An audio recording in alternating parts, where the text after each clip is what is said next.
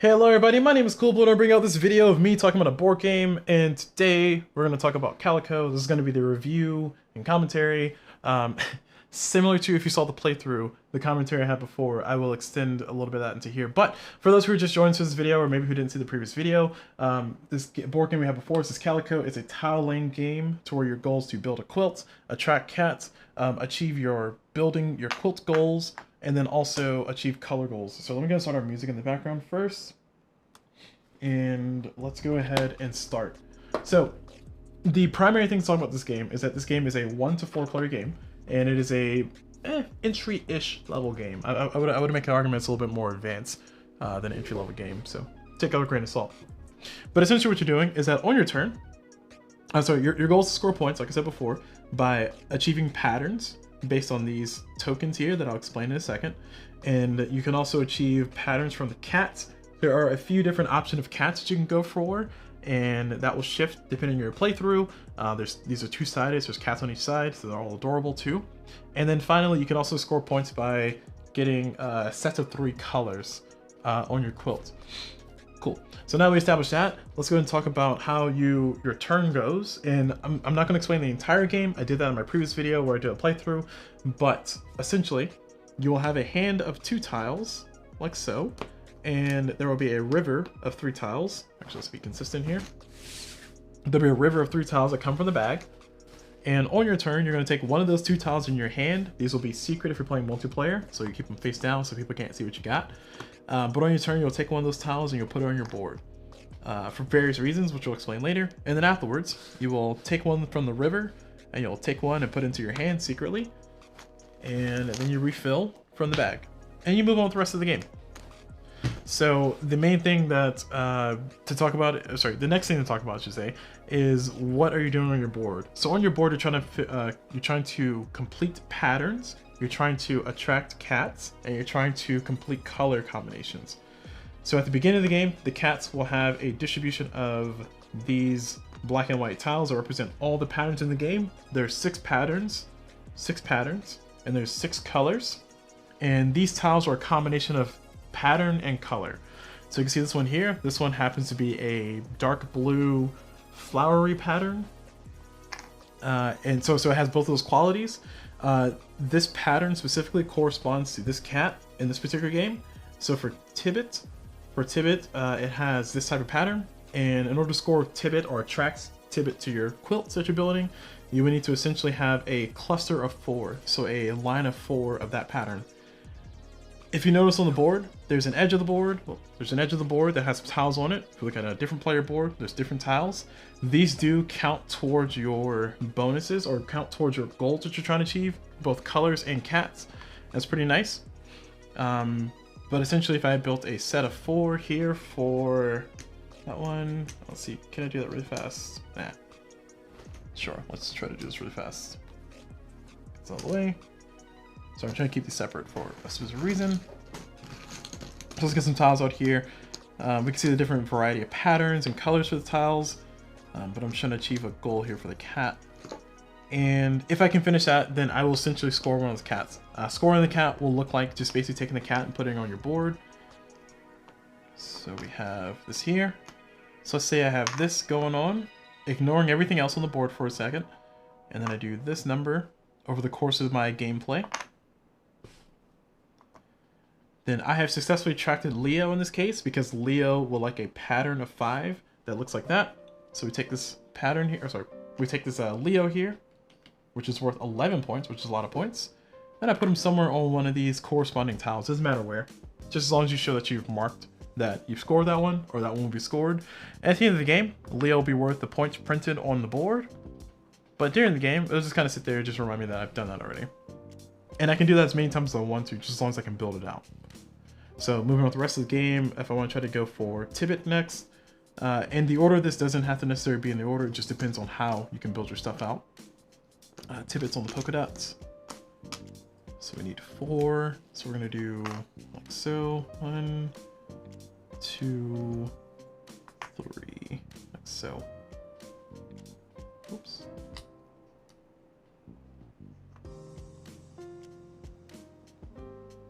There we go. And if we look at our board, we now have attracted a Tibbet, because the Tibbet needs a cluster of 4 polka dots. So 1, 2, 3, 4, and we can put like a little Tibbet there. And as I mentioned before, there's a color scoring. Basically, if you get a set of 3 colors of the same, so in this case, this set here will get me a button, and that button goes there. If I get one of each button by the end of the game or during the game at any time, I will score a rainbow. All buttons and rainbows are worth 3 points apiece. And then finally, there's the goals in the middle of these cards, which is the meat of the game. I would argue that it could be take it or leave it. And these will correspond to the pieces touching the hex in the middle. So the hex that has the writing on it. So in this case, if by the end of the game, this is surrounded by hexes or by quilt tiles that have a pattern of 3 A's, 2 B's, and 1 C, then I will score 7 points.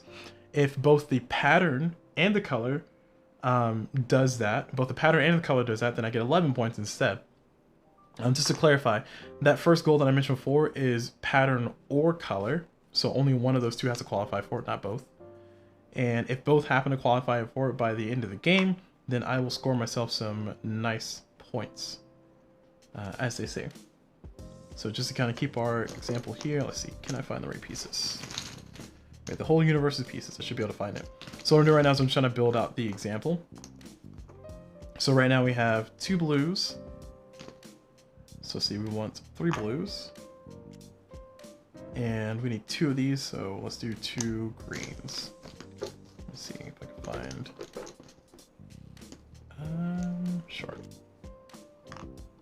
So if I evaluate this by the end of the game, the evaluation is going to be either on color or pattern, or color and pattern. So in this case, I have 2 greens, 1 dark blue, and 3 light blues, which is the 3 light blues will be the 3A, the 2 greens will be the 2 B's, and the C will be the dark blue. So I have fit that pattern for color, so I scored at least 7 points. Then I can check again to see if the pattern corresponds to it, and it does. So we have a pattern, so we have leaf, leaf, leaf, and then we have polka dot, and then we have stars. So that means that I qualify for the higher score because I have both color and pattern. Also note that the color and pattern don't have to be exactly the same. You can kind of shuffle it around, and that's where the puzzle of it comes in, which is one of the interesting talking points it actually launches into about this game. Outside of that, the game keeps going until everybody's filled their board, then you count the scores, game's over. So, like I said before, it was a nice launching pad to talk about the color and the pattern at the same time, because that is one of the things that I think is a boon and a bust for me in this game.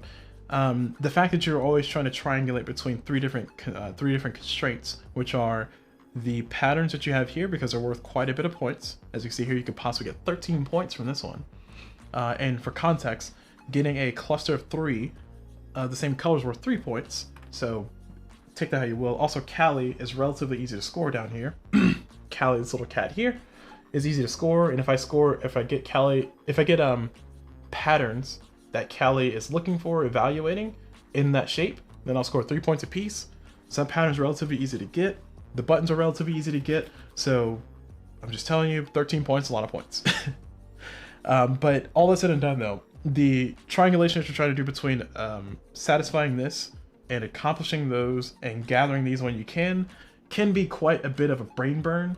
And I think that's one of the big drawbacks for me in this game. I do appreciate this game for the puzzle that it is, and I do know a lot of people do like that competitive puzzle, but from a solo perspective specifically, I think it's a little bit more puzzle than I really want to sit down and play. I guess it just depends on the day. I have to be in the right mood. I'm just say it that way.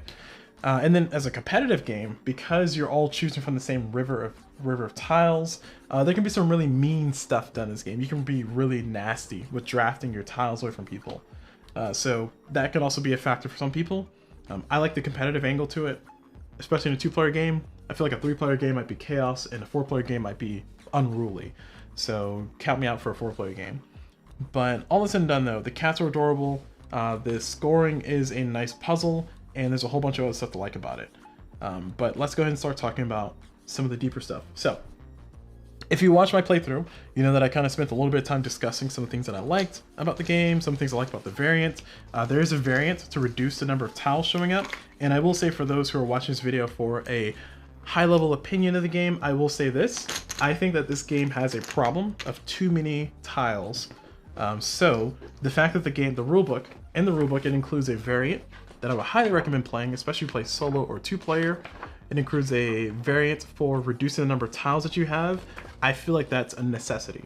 So if I ever play this game in the future solo or with a friend, then I will always play with the 2-player lower variance variant. But then again, that kind of speaks to one of the things where it's a situation to where I'm more so complaining about there's too much variance in the game, and I would like a little bit more grasp on the control and mechanics or possibility, or at least illusion, that I might be able to achieve a goal or two.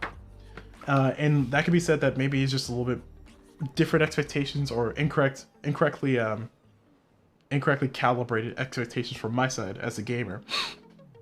But the reason why I kind of push back against that is because I feel like there's just too many tiles for a 2-player game. I feel like this game should require you to remove those tiles for a 2-player game.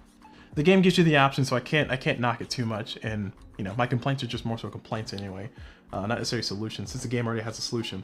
But I'm just mentioning that just kind of be as long-winded as possible by saying that I think playing it this way, much more approachable, much more enjoyable. Playing it with all the tiles included, that was not a fun experience for me. Moving on to the family variant, there is a family variant, because I did mention before, it can be a little bit brain burnery playing with these puzzles, plus those requirements, plus that going on, can be a lot. The family variant is very simple, it's very straightforward. Simply flip over these tiles, and you no longer care about those. And I think that's a beautiful thing, because this game does have a look, does have an appearance, does have a presentation that looks very family friendly, looks very approachable, looks very, this might be good for the kids type situation. This game is sold at Target, if I'm not mistaken, so a big box store in the United States. And that kind of takes it to a situation to where maybe a family might pick it up, something like a Ticket to Ride or a Carcassonne or Catan, and they might expect, you know, that level of game. I feel like this game is maybe 1 or 2 steps above something like a Catan, something like a Carcassonne, something like a Ticket to Ride. Although Ticket to Ride, arguably, depending on which map you got, it could be a lot more brutal. So maybe we'll give Ticket to Ride a slight pass. But the reason I'm saying is because, like, I think there's a lot of secondary, third thought, fourth thought, fifth thought that's really needed, and to actually make this game successful when you're playing with the challenges on this side. And to help mitigate that, you can simply just flip it over and then worry about just these 2 parts. So knowing that information now, after my my third playthrough and discussion of this game, knowing that information now, I think that this game is a lot more approachable, because if I am to play this game with a family member or with a friend or somebody who's not really all that into board games and might just want to try something out, I feel like this is enough of a puzzle to where I might be able to start them with this on the family variant with the reduced tiles, assuming we're playing 2-player. Playing more players, and of course include all the tiles. And then if they like the game, if they want to try more, if they want to see more, then we can just simply play it by simply flipping this. And I think that kind of gives the game like a bigger bang for the buck. I was earlier comparing this game to Cascadia, which I actually have right here. And I think I still stand by my original statement on this one, that I think Cascadia is the better game overall. I would prefer a Cascadia over Calico for sure, especially as a solo endeavor. But knowing that you can step up Calico from a pretty entry-level board game to a really involved competitive Sudoku puzzle interaction experience, I feel like Calico would actually win out, in my humble opinion, on a 2-player variant, on a 2-player scale, especially when you're trying to take somebody from a simple game to a more involved game. Whereas Cascadia, I feel like Cascadia only has one rung, which is the game itself. There's a family variant of that one, and then you can play a more complicated variant. I don't think I would ever play the non-complicated variant, because it's literally just changed the way you score the points at the end of the game. Whereas Calico does change the way you play the game, and I do appreciate that a lot. So I will give it a lot of credit for that. I do know I kind of came into this into this gameplay, into this review, essentially assuming the worst, because I already had a relatively negative opinion of Calico.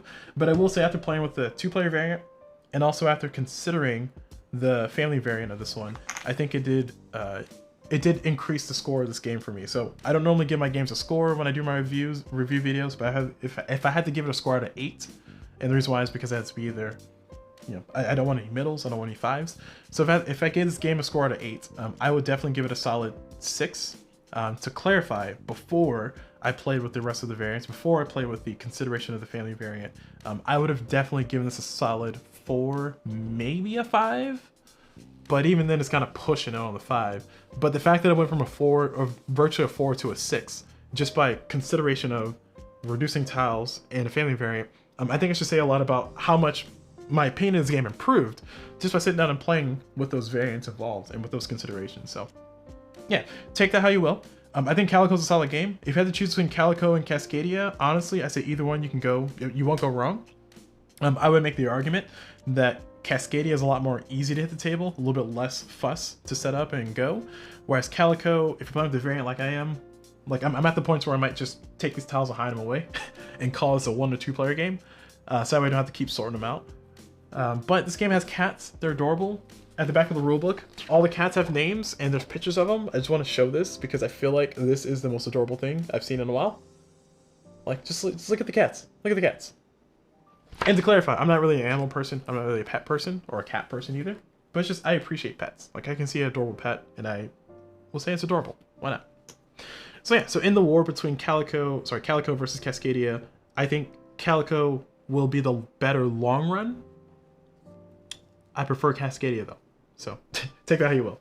Anywho, so the other game that we haven't talked about was Verdant. I will go ahead and give you my generic opinion of Verdant right now. I've played literally 1 game of Verdant, and my 1 game I played of it, I'm not all that impressed either.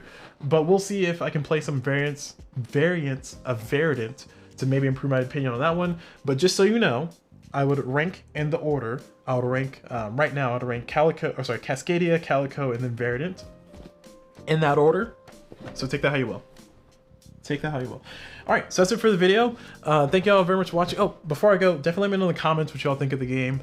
If you think it's maybe too much, if you think it's maybe enough, if you think it's a good introduction game, if you think it's an awful introduction game. I think it's an awful introduction game, but with the family variant, I think it could pass. It could pass as an introduction game for somebody who's brand new to board games. Much more similar in the vein of Wingspan, which ironically, Best Sobel, who did the art for this game, did the art for Wingspan, which I have all to the side over there, which you can't see. So that's coincidence? I think not. But I think Wingspan is very much not really an introduction game, but looks like one. And Calico on the family variant, I feel like it's that same vein. So kudos to Best Sobel for doing art for games that are both like that. Anyway, so let me know what you all think in the comments. Let me know what you all think in the chat and everything. Hope you all enjoyed it. And as always, I will see y'all whenever.